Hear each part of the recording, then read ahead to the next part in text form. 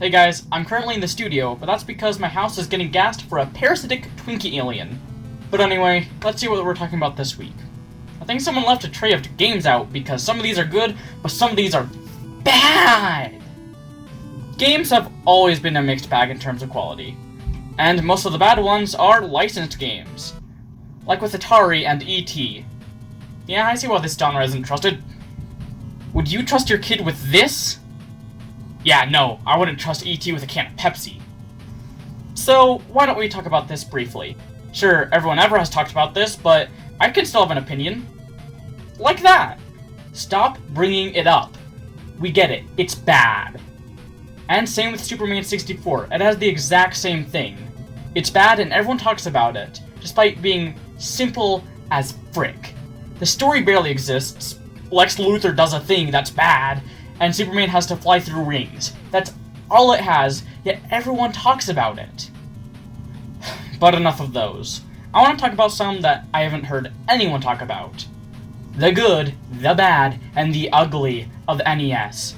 If Superman 64 can be talked about for 20 minutes, so can these. First, Time Driver Eon Man. Then, name aside, this game is fun. It has a very good soundtrack, and it's a fun beat-em-up platformer.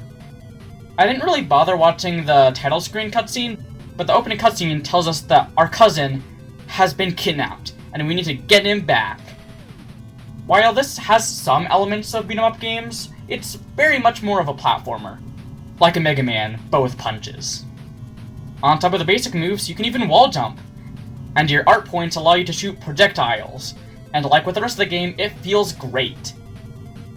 Then, after a level or two of platforming and awesome music, you meet up with this football guy.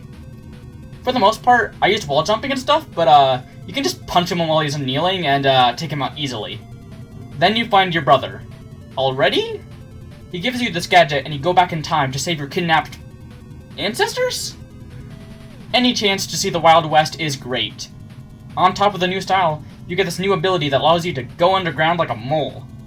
I loved just digging around. It controls great. And then there's the level with the minecarts and disappearing platforms. Despite sounding bad on paper, with the spinning insta-kill blades and the flashbacks of Mega Man, these parts are actually very fun. And boom, wow, Rockman, as I so passionately call him. He jumps around curled up and shoots wow from his face or fingers or something. Now, I won't be talking about what's beyond this point because this is really fun. This definitely fits the good in the good, the bad, and the ugly. But something I didn't know going in was that this was a prototype. It never came out. So, unless you're willing to emulate, I would suggest watching a video. Oh no. Barbie for the NES. That title screen! Who put Barbie in the deep fryer again? John, I know that look. Barbie, a glamorous quest full of fun, magic, and adventure. What the crap? I didn't think a Barbie game would be aimed at little girls. Oh crap, I gotta pack my things. Once Upon a Dream. Wow, what a great book. You haven't even read it! A is for Angel. What a great book. I love reading about mermaids, but yawn, I'm feeling tired after only reading part of a sentence. Then she says something about lunch at a soda shop, and then boom, sleep. And crap, it's a crappy platformer. You have this weird gem thing, and you can throw it, with crappy physics. And your jump also sucks. To succeed, your feet would have to be there in your standing animation, not in your jumping animation. And I'm stuck. I can't move. I messed around for like 10 minutes and somehow found that you freaking have to push select and choose a different, arbitrary thing on your bracelet, and that causes the bird to fly up? Okay, first rule of game design, don't be ridiculously unclear for no reason. And every single animal needs diamonds in order to move.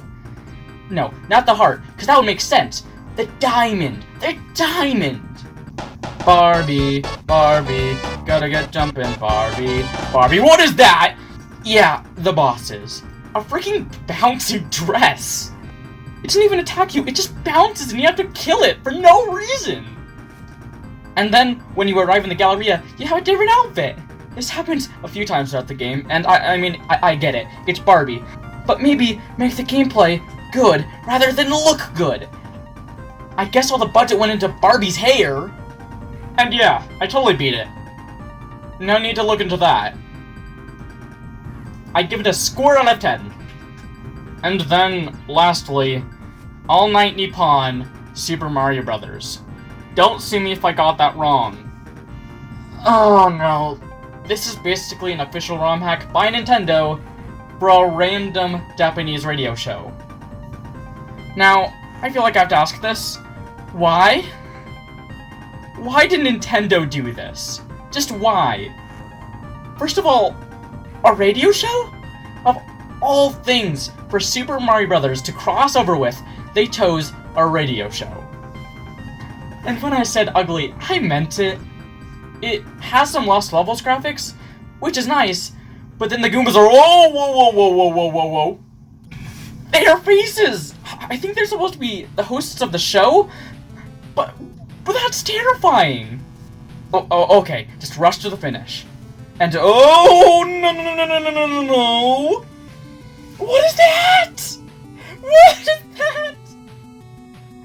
Okay, calm down. Okay. Yeah, this game is weird. I think I'll stick with the original version. I think this should be left to rot. Just like the Twinkie alien I have still in my house. It's not gone!